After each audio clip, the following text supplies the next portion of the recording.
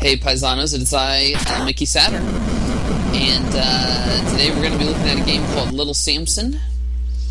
It was developed by Taito in 1992, and it is one of the rarest NES games. It's quite expensive. I think even just a loose cartridge of this is going to be several $100s, couple $100, I think, or so. To say nothing of if you try to get the box and the manual and all that. So yeah, this is a really expensive game, and you know, it's expensive because it's rare, and because it's rare, not a lot of people have played it, and that's a shame because it's super good. This is arguably as good as something like Mega Man or something. And Mega Man is kind of what I would compare it to, but I'll talk more about that as we get into it. The storyline of this game is this evil wizard appears, and, you know, the guards go and tell the king, and he sends these doves out with, I don't know, some kind of message or something to these different characters. And you, as the player, will take control of these characters to stop this wizard, basically. So when the cutscene ends in a minute here, we'll get into the actual gameplay.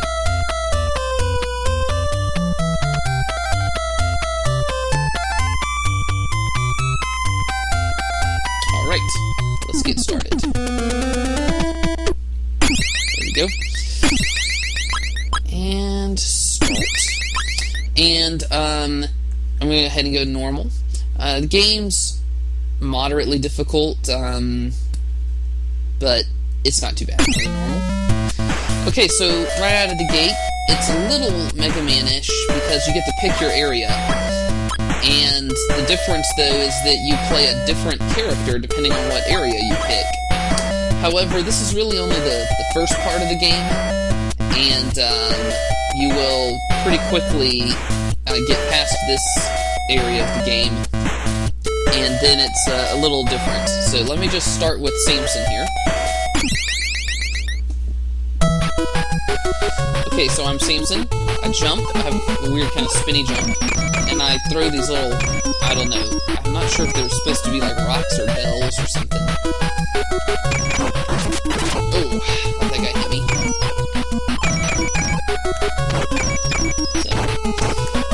I can duck and shoot while ducking, so that's useful. And another power I have is the ability to grab onto the walls and ceiling like this.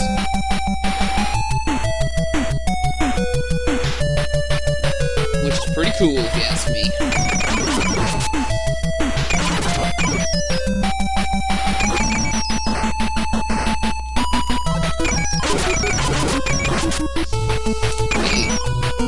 I have managed to allow myself to get hit quite a bit.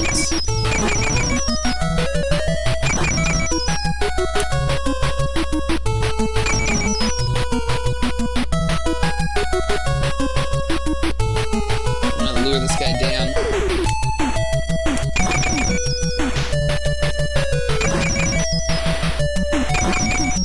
So I don't want to die if I can help it.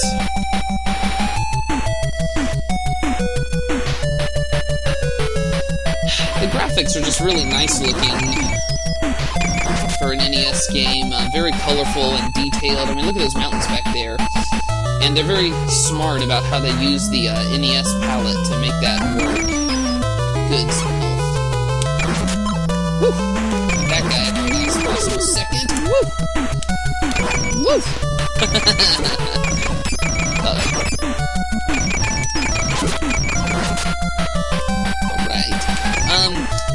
You may have seen that a minute ago I picked up a little heart in a bubble, and that actually extended my health. See, I used to only have 4 little bars to my health bar there, but now I've got 6, so it extended my maximum health. And one of the interesting things about this game that's kind of a weird and flawed design choice is that you use a password system rather than like a save system. And the password saves the level you're in, but it doesn't save how many health upgrades you've picked up.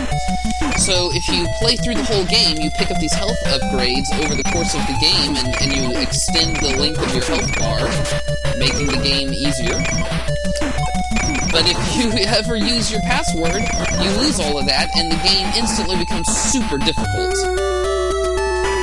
Okay, so Samson makes it to the castle, and now I pick my next character. So I'll just go in order here. So the game, you know, if you get to the last level and you only have 4 bars because you use the password system, I mean, you're just SOL, man. Like, this game doesn't really let you do that. Woo. Okay, so this guy has some interesting qualities. He can hover for a limited time. You just hold down the jump button to do that. Oh, I got picked up by the thing. And the other thing is, his attacks travel in like a curving arc, if you notice. And if I hold down the attack button, he'll charge them up and do that. So, and they're much more powerful like that. Ruh-oh, a tornado. So here's a health upgrade for this guy.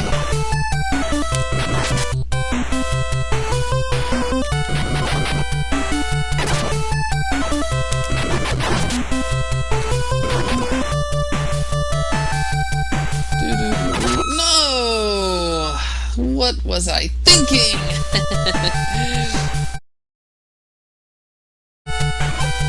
So, this is an interesting character because you can make some of the platforming trivial.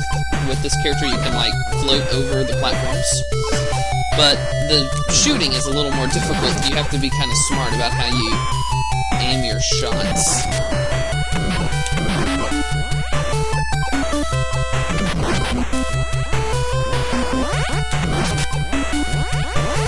Alright, and now my dragon has reached the castle.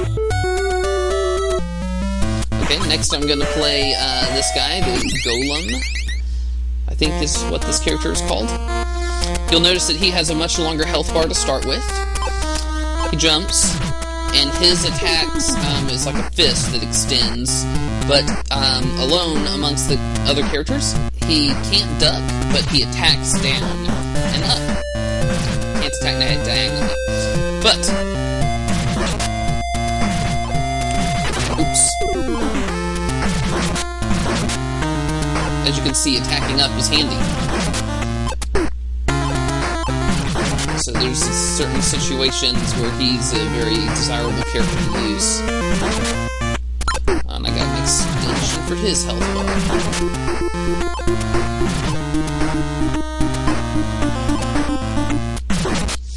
Okay, this is a slightly tricky part of this stage, so you just gotta kind of keep moving and not let the enemies pin you down so they'll knock you off the thing.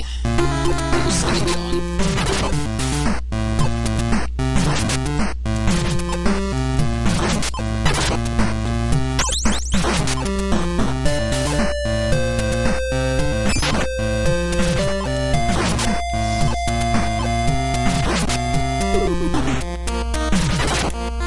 Oh, shoot.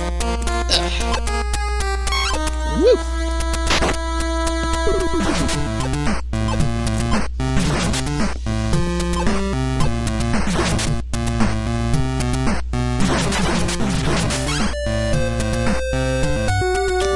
So now he's reached the castle. One more character left. It's the mouse. So the mouse is tiny, and he has a very short health bar, only 2. He jumps pretty high, and for an attack, he lays these little bombs, and you can lay 3 at a time, I think.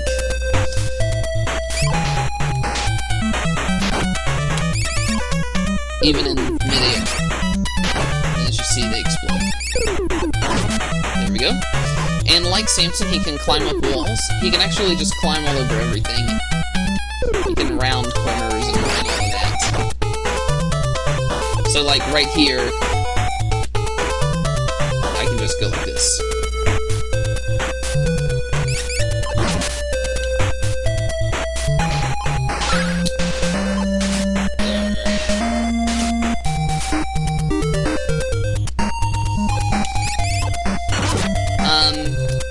So the main use of this character is to just get into places that other characters can't reach.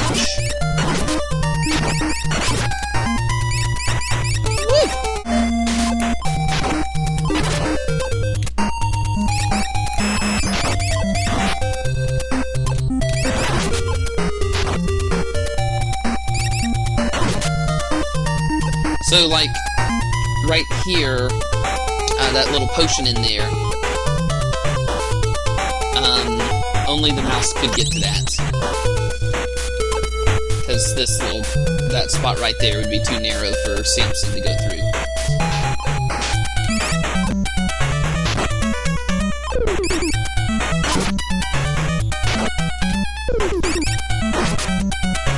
Alright. So now our mouse has reached the castle. So now the whole team assembles in the castle. And this bell appears. One by one they go and get sucked up into the bell. But the dragon refuses. And makes Samson fight him.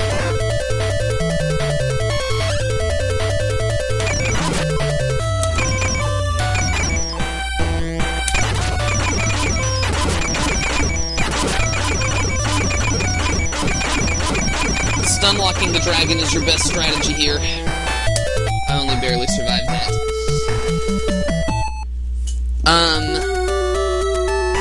I don't know if the dragon is refusing, or if the dragon wants proof of Samson's ability. But, whatever. That's what happens. Now, you get your password screen, I already talked about that. And now you go to the next level, and the levels now are like this linear arrangement of levels. So, no more choosing where to go next, so that aspect of Mega Man is gone. And you don't get the powers from bosses or anything like that, but in lieu of that, you can switch characters at will. So you can just pick whichever one you think is appropriate. And the music changes. Samson's kind of your default character.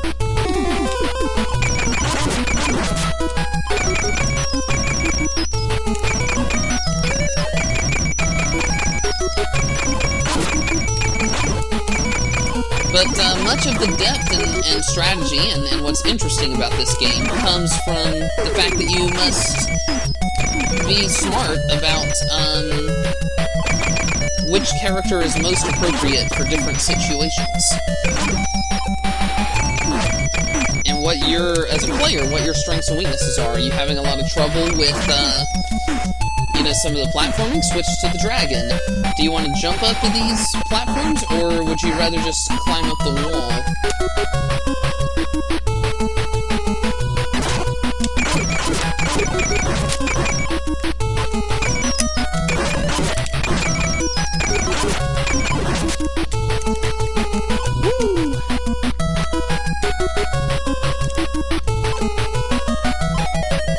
And then you want to put some thought into who picks up the health upgrades.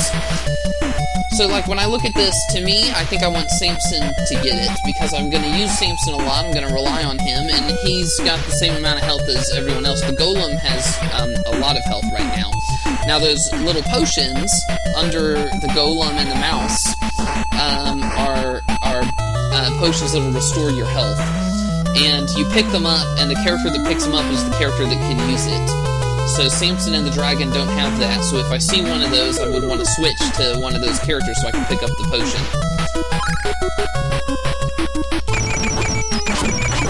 In general, you're going to want to have it be similar, I think. Whoa. Uh-oh. So, I'm about to be killed, which would be bad, because I've only just gotten started. So, smart move would be to switch to a new character so that I can extend my life a little better and get further.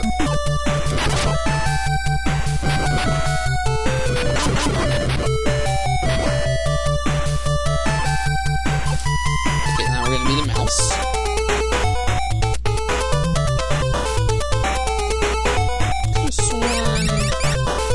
Like a power-up under here or something that made you want to do this.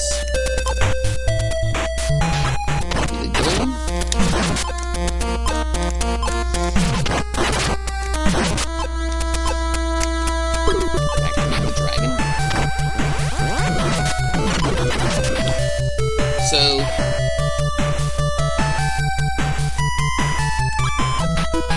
Samson wants that.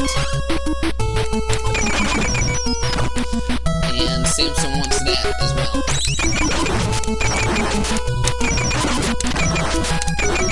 Thank you.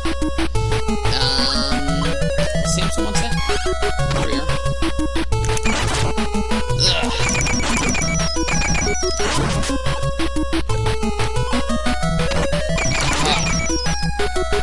I was misremembering. I was thinking of this area. Whoa. Okay, dragon wants this. And I think the mouse is the only one that can get that one. Alrighty. But in there I can switch to the dragon. The platform's bigger.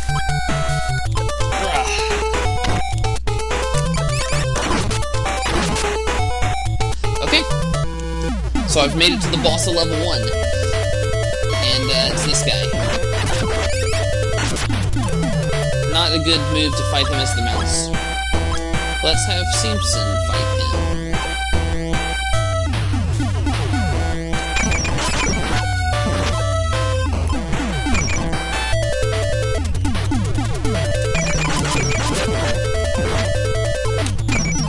Actually, there's another strategy for this guy, and it's to have the dragon fight him. But the dragon's so low on health, I'm going to restore the dragon's health. And I'll show you how you can just charge the dragon up and do this. Boom! See, the dragon can hover over all of those attacks. Oh, did you think it was going to be that easy? No, you'll fight that dragon, that wizard, over and over again. So, what I'm going to do now is show you the mouse, and I'm going to let the mouse get defeated, I think, so that you can see what happens.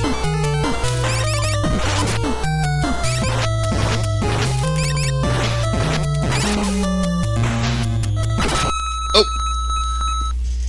Okay, the mouse is defeated. You start the fight over again. Everyone's health comes back. But the mouse cannot be selected now.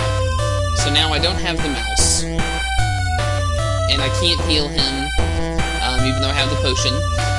The mouse is not accessible for the rest of this level, so I lost a life, and I lost the access to the mouse. He'll come back when I beat this boss.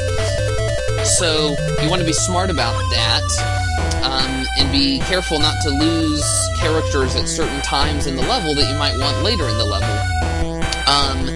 Now, the exception to this rule is Samson. You can't lose Samson. So, if I had worked all my characters down to low health, and I was just clearly not going to win, but I didn't want to lose access to a character, I could have switched to Samson, and Samson could have been the one to die, restoring everyone's health, and allowing the fight to start over. There we go. So it's all about figuring out who's the best person to use for your different situations. So for example, against this guy, the golem is probably the best. Golem does so much damage, I can just stand here. Look at this. Oh no! I didn't think that was gonna happen! Oh no! I made this fight a lot harder for myself just then. If I'd realized that that shot had the power to kill me in one hit, I could have healed myself, because the golem has the health potion.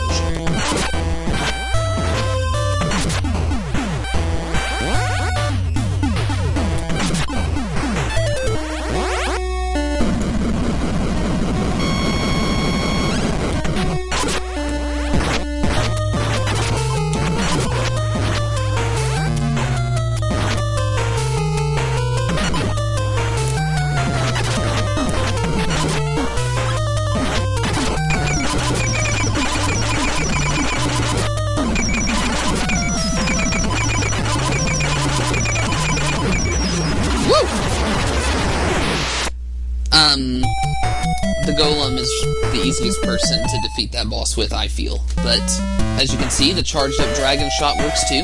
It's all about just being creative about how you use the different powers of the characters, and that's what makes this game so cool. it's like Mega Man, where you have all these different powers, but more so than in Mega Man, in this game it feels like you really need to be always thinking about it. Like, there's more than one way to approach every situation, and one of the ways is going to be easiest. So if you're not smart, you'll make the game harder than it has to be. And I don't know, that's really cool. Quite sophisticated for an NES game. As you can see, I'm kind of like moving around the map. It's kind of a confusing progression I make through the map. But you just travel on, you go to all kinds of cool areas, an ice palace and stuff like that. And, I don't know, you just proceed on until you reach the very end. I've reached the very end of this game before, but I've never defeated the wizard. He's tricky. In the last fight, I mean. You fight him in, like, every level, but in the very last level, I haven't beaten the final boss of this game before. I'm sure I could do it if I, oops. Well, that ain't good. I'm sure I could do it, you know, if I kind of buckle down. But, anyway, it's a really good game, and anyone that has an interest in this kind of shooter, action, platformer-y type game from the NES days should totally check out Little Samson. If you can, I always advocate playing on original hardware if you at all can. I know my videos are emulators, but that's because they're easier to record. I own a whole bunch of these games, but I admit that I don't own this one. And I was gonna say, in a case like this, emulation is probably your only realistic option, and I think that's okay. I mean, Taito has had the power to make this game legitimately available to us. They could have done it at any time, and they didn't want to put it on Virtual Console. They don't want to have a retro re-release of this game, and the original cartridge is unbelievably expensive. And I kind of feel like the importance of having access to the art form, you know, is more important than the, you know, the ethics of emulation or something in question. So, by all means, download this one for your NES emulator and check it out. It's a really great game. Alright, until next time, Paisanos.